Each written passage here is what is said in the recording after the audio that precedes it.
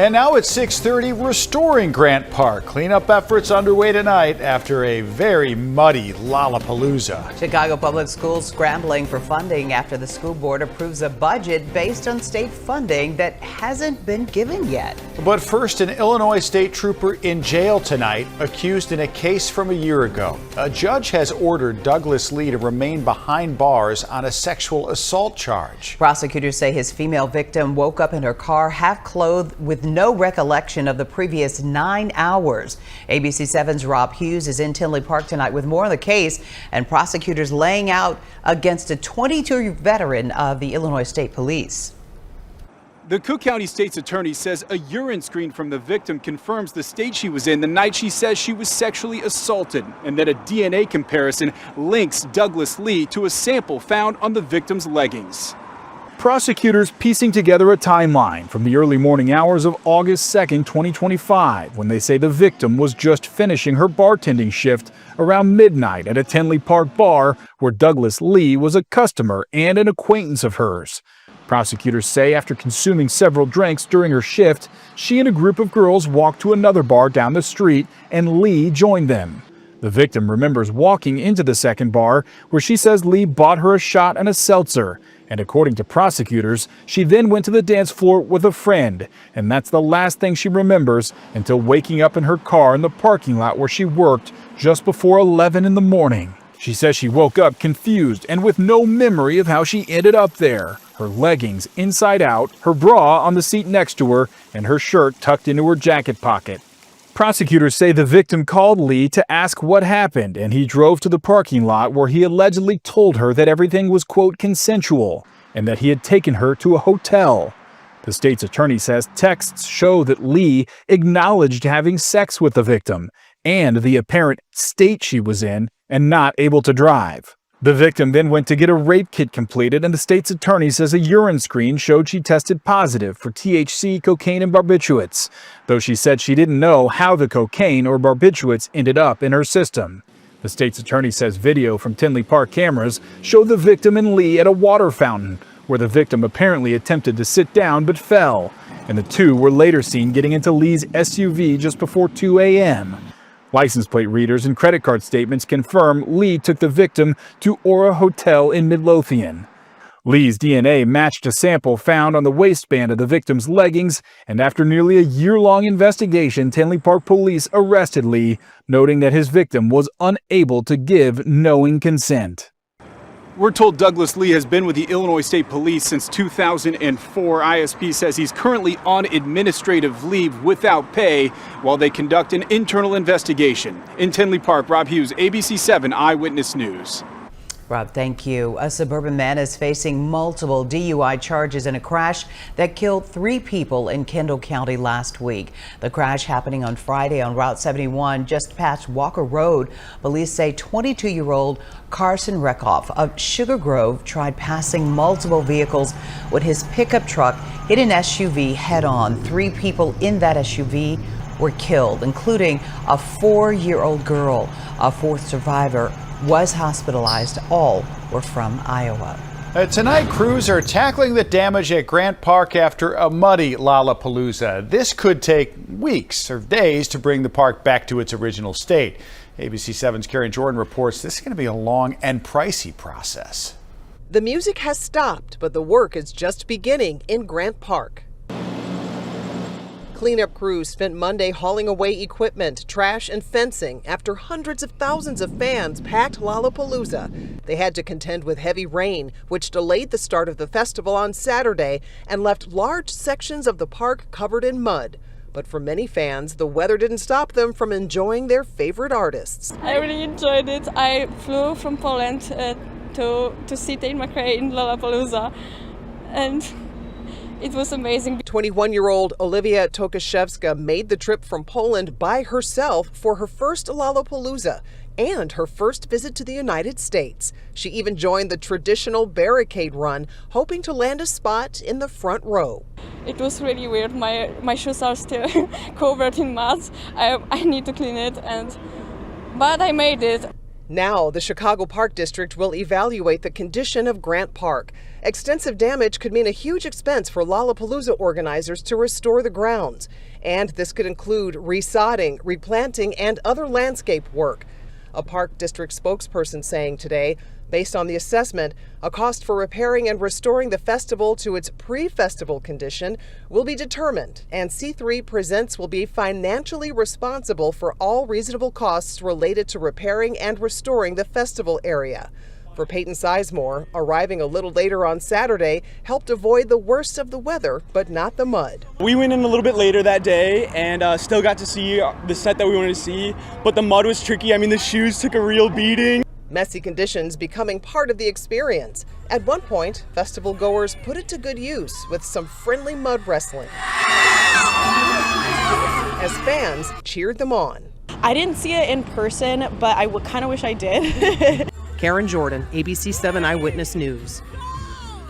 Oh, it's going to take a while. I mean, I guess you make the most of the messy, muddy mess. I don't know, but look at what a difference 48 hours makes. It is just a stunner out there as we start another work week together. That looks like a movie set. I don't know. It's beautiful. Yes, Yeah. It's been a beautiful day.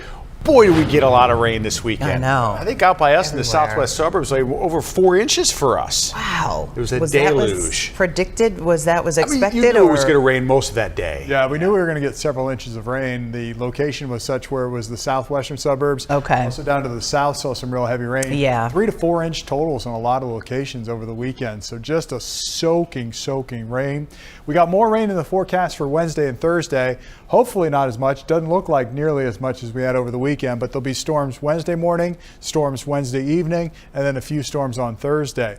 Tomorrow's going to be a lovely day though. Here's the forecast with my Futurecast. Tomorrow's going to be quiet. We'll have a few clouds roll in during the afternoon. But as we head into Wednesday morning, this will be round 1 of thunderstorms pushing on through. Heavy downpours for the morning commute on Wednesday. And then as we head into the evening on Wednesday, another round of storms. The severe weather concern is low. It's not 0, but I'm mainly concerned about real heavy downpours and potentially some gusty winds. As we go into Thursday, we'll still have the chance for a few showers and thunderstorms in our area. Right now, though, it is lovely. Upper 70s, low 80s, a lot of sunshine. We'll see temperatures tomorrow a few degrees warmer than this, but overall, another great day coming tomorrow. We'll talk about how much rain I'm expecting coming up in a few moments when I show you the raincast, all that coming up. All right, Larry, thank you. Now to new questions about negotiations between the U.S. and Iran to end the war. President Trump saying over the weekend a deal was imminent, so he called off what he said would have been massive strikes. But Iran is saying tonight there is no negotiations with the U.S. at all. As ABC's Olivia Rubin reports, President Trump is publicly pushing back against Iran. Today, President Trump trading public jabs with the Iranians, all after he said he held off on a massive attack in pursuit of diplomacy at the request of regional allies. I want to give him every last chance before decapitation. It's the 7th time Trump has said he's backing off a major strike for negotiations. This time, Trump claiming a deal was, quote, imminent. The threat of escalation is only going to work so many times as a negotiation tactic if it doesn't come to fruition. But the Iranians saying there are no negotiations underway with the U.S. to end the war. Iran's foreign ministry spokesperson saying they're currently in talks with Oman strictly about the Strait of Hormuz. In a post on social media, Trump calling the Iranian leaders, quote, unbelievably duplicitous. Ships are passing through the Strait of Hormuz at a trickle, just 9 ships making it through on Sunday, according to Kepler. The economy also trying to navigate it all as the war enters its 6th month. Oil prices falling about 5% today on hopes of a deal. But the national average for a gallon of regular is more than 93 cents higher than a year ago, according to Gas Buddy. We're seeing a little bit of relief, not a ton, so there's still a lot of details here. In fact, after August 8th, if the national average is still above the $4 mark, it'll be the latest in the calendar year that we've ever seen that $4 a gallon mark still stick around. So just a lot of uncertainty. And drivers could soon see some relief as kids head back to school, people travel less, and refiners switch to that cheaper blend of winter gasoline. In Washington, Olivia Rubin, ABC News. Mayor Brandon Johnson firing back a day after Secretary of State Alexi Giannoulias launched his campaign for mayor. Giannoulias spoke to reporters this weekend, and this morning he greeted voters at an L stop to gather some petition signatures. And walking up to me and talking to me like a person instead of a voter. Running for mayor is like interviewing for a job, a really hard job. And while Giannoulias is now focused on 2027, Mayor Brandon Johnson continues to wait to make his announcement about a possible second term. He spoke today about what he says is a strong record of success. There's no mayor in modern history that can say that they have overseen the city at a time in which economic development is going up and crime is going down. There are now 10 declared candidates for mayor, with more expected to throw their hats into the ring. They're on your screen there. The mayoral election, well, it's February 23rd. It is a massive new budget plan passed with money that does not exist. So what is next for Chicago Public Schools and a budget plan that lacks balance? ABC7's Sarah Schulte taking a look tonight at the pressure being placed on the state to keep teachers and the schools operating. As Chicago Public Schools scrambles to find short-term financing to make payroll in September, today Mayor Brandon Johnson gave no indication that CPS is any closer to getting $150 million from the state. As Mayor Brandon Johnson and the Chicago Teachers Union announced a list of more sustainable CPS schools today, he continued to put pressure on the state to come up with more money for the district. But he refused to say there's a definite plan in the works to do that. I'm asking the governor and the General Assembly to tell us where their heart is. Johnson and CTU-aligned school board members are counting on Springfield to have a big heart. In what some are calling a fiscally reckless vote last week, those members rejected CPS CEO Dr. Macklin King's proposed balanced budget and voted for one that removes layoffs but includes $150 million in state funds that have yet to exist. I probably talked to about a dozen different legislators, and they all pretty much had the same message, that this was not going to come through. There is not additional money available to us, and so we really need to refocus ourselves on starting school. Because the CPS budget is not considered balanced, the district must now borrow money to make sure school starts on time. School board members Jenny Custer and Jessica Biggs are running against each other for school board president in November's election. While rivals, they both voted for Dr. King's budget and agree mayoral politics is behind last week's school board vote. There's a great likelihood that the mayor will dip into additional TIF surplus and decide to sweep that tax increment financing or TIF dollars and then produce additional revenue for CPS. He'll look wonderful right before, election season, and won't that be great? And we can turn around and blame the state for all the things they didn't do. Under a school funding formula passed in 2017, the state has until 2027 to fully fund every school district in the state. CPS is 70% funded. CTU's backed school board president candidate, Ilario Dominguez, says the $150 million is only 10% of what the state actually owes CPS. The adults in charge shouldn't be creating more anxiety. We have to be talking about making sure our schools stay focused on teaching and learning. And while it may result in a credit downgrade that could lead to higher interest rates, board members are confident that CPS will come up with a short-term loan to cover payroll in September. Board members say they plan on getting an update from CPS in the middle of the week. At CPS headquarters, Sarah Schulte, ABC7 Eyewitness News. Sarah, thank you. 3 large fires burning out of control on the West Coast, forcing tens of thousands of people from their homes. The cyclosporiasis outbreak turning deadly in Michigan, but experts are urging people not to worry. And several coffee chains hoping you're ready for fall. Is it too soon? Yeah. Is that a yes, it is. It's a resounding yes. It's just August 3rd. It's already August. We're going to end up on Jimmy Kimmel. Yeah, we'll talk about it right after the break.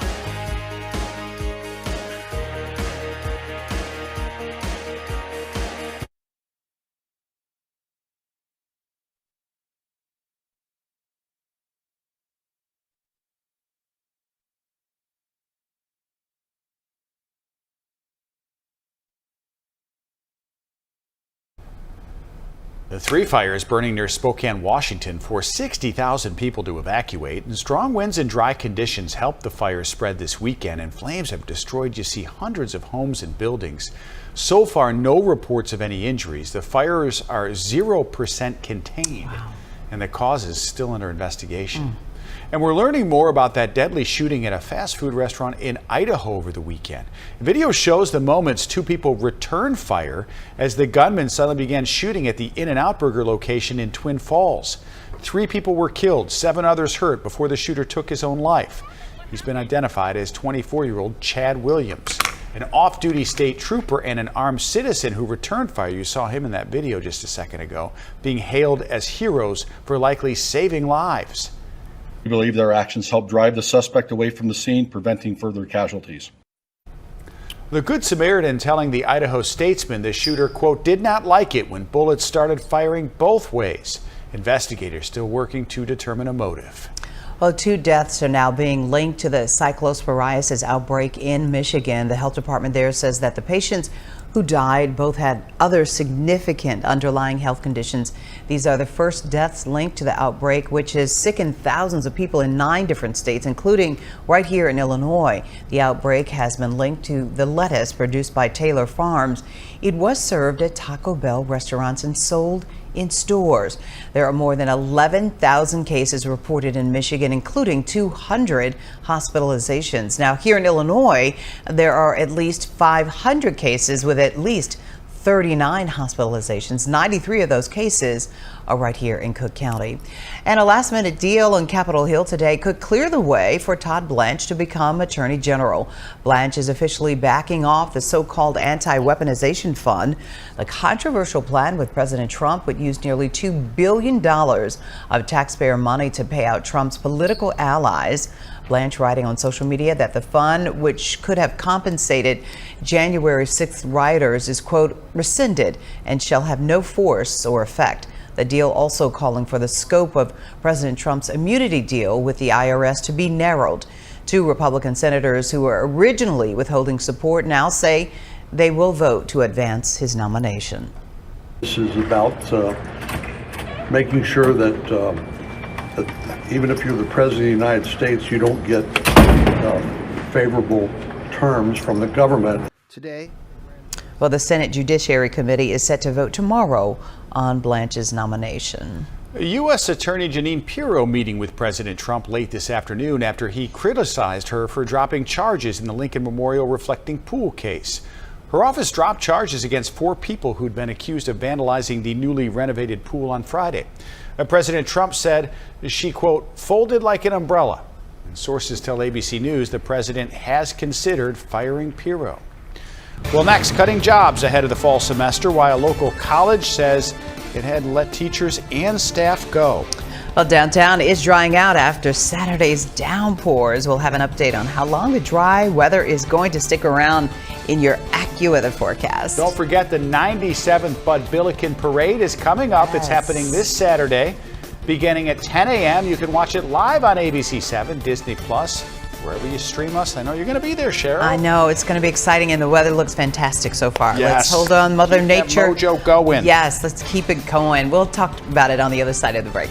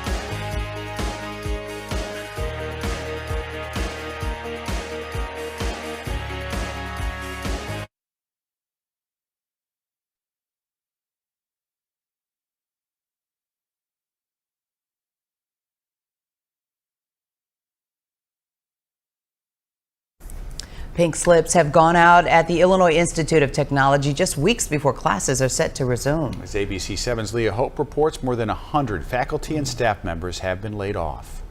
2 weeks before school starts at Illinois Tech, and some are deeply concerned about how layoffs are impacting faculty, staff, and students' lives. Not much going on today on campus, but Illinois Tech is going through a transformation. Last week, the school's president sent a note to the community saying, in part, "I am writing to share the difficult but necessary steps Illinois Tech is taking to strengthen the university's long-term financial health." It goes on to say, the university has no choice but to pursue targeted reductions. A spokesperson for Illinois Tech confirms approximately 160 staff members and faculty were affected. The reason? Demographic decline, research cutbacks, and severe restrictions on international students. It's a little bit like a slap in the face when we have half our faculty that have been laid off, and the school is still continuing to send us billing statements about classes when classes have been canceled too. Ming Shin says some of her classes have been canceled due to the layoffs. My advisor is no longer going to be here in the coming semester as well, and a lot of us have been affected to varying degrees. Another PhD student tells us his degree and his student visa are in jeopardy as his professor was among those laid off. It was very shocking for us because we were doing research and we are about to finish our research in 1 year, and I'm about to publish my paper with him. Other students and staff we spoke with did not want to be on camera, but they share they have seen fewer international students. And they share their concerns are not just for the staff and faculty laid off, but for the potential loss of innovation and research that could benefit us all. In Bronzeville, Leah Hope, ABC7 Eyewitness News. Okay, Leah, thank you. There's a live look outside again, Navy Pier. Beautiful today. It's the golden time of day. Yeah. It's Monday. We're starting another work week together.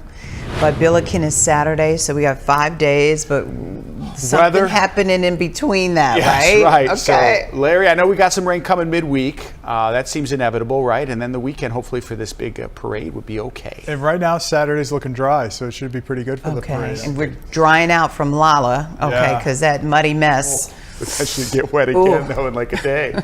It was a mess out there. Yeah. Sure. Yeah. Got more rain Wednesday and Thursday, with Wednesday being the best opportunity for showers and thunderstorms. Tomorrow's going to be another lovely day. Temperatures in the mid-80s, mostly sunny skies, then some scattered storms. And I think the storms on Wednesday will come in 2 waves. One in the morning, another one in the late afternoon and evening hours. Then a couple of storms will be possible on Thursday with some slightly cooler temperatures in the upper 70s.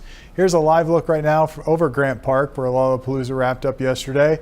It is a beautiful day. Temperatures are right around 80 degrees at O'Hare. Winds are off the lake, so it's a little cooler at the lakefront. 78 downtown, 75 in Wilmette, 81 in Munster, 79 in Burbank, 82 in Elmhurst right now, 83 in Geneva, 79 in Rensselaer, 81 in Kankakee, and 81 out there in Ottawa. So a beautiful day, very few clouds out there, just a few fair weather cumulus clouds along the lake breeze. But storms are developing here across northern Minnesota back into the Dakotas, and that's our actual cold front that arrives during the day on Wednesday.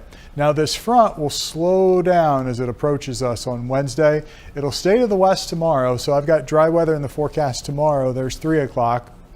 But as we head into Wednesday morning, this will be the first round of showers and thunderstorms. Heavy downpours for the morning commute on Wednesday will dry out for a few hours, then storms will roll back in late Wednesday afternoon and Wednesday evening. And then some scattered showers and storms will be possible on Thursday, depending on how far south this front makes it. If the front pushes far to the south, it would keep the rain chances to our south. If it gets hung up in our area, we'll have showers and a couple of thunderstorms around on Thursday.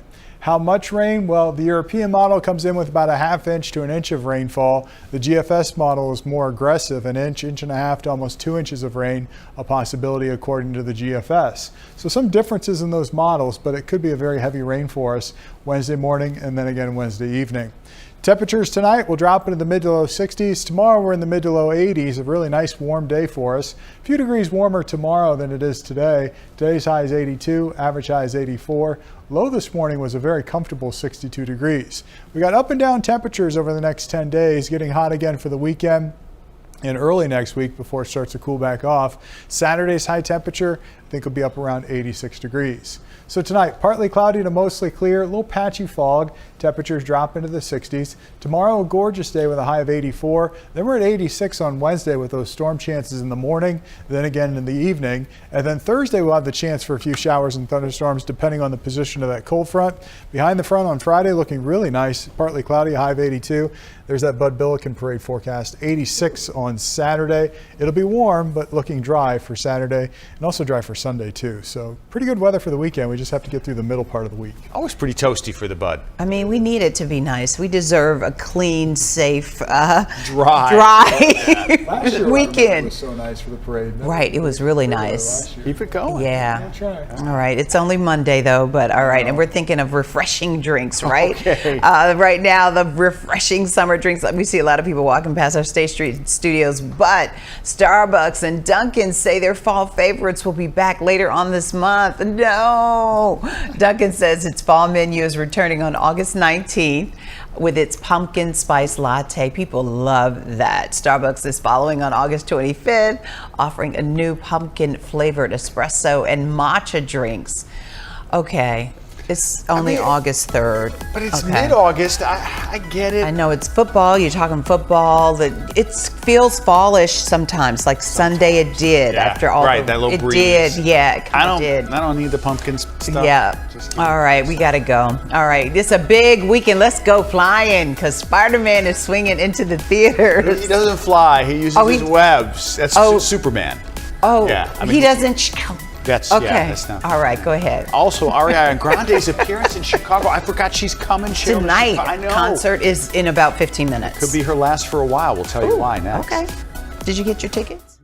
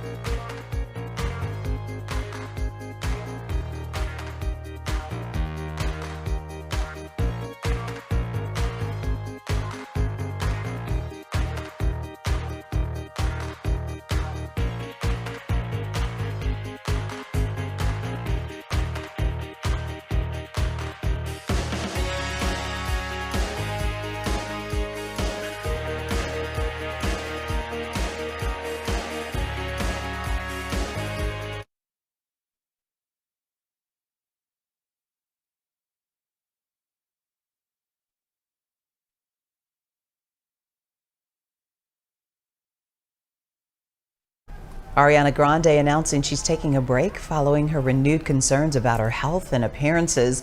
The singer is set to perform in Chicago right now, just minutes from now, and tomorrow and Thursday as well, as part of her Eternal Sunshine Tour. A representative telling ABC News that Grande is planning to step away from public appearances once the tour wraps up in September. 3 good shows on tap. Spider-Man Brand New Day scores an opening weekend record with $360 million at the North America box office. That tops Avengers Endgame and ranks as one of the biggest domestic openings ever. Globally, the movie starring Tom Holland and Zendaya brought in $932 million. The movie is produced by Marvel Studios and Columbia Pictures, distributed by Sony Pictures Entertainment. And last week, Tom Holland says there's going to be a 5. Yeah, they're working on it right now. So he's having a good year. Both of them. Both of them. I mean, they're having a fantastic years. Odyssey as well. Right. All right, we'll see you at 10 over on ABC7.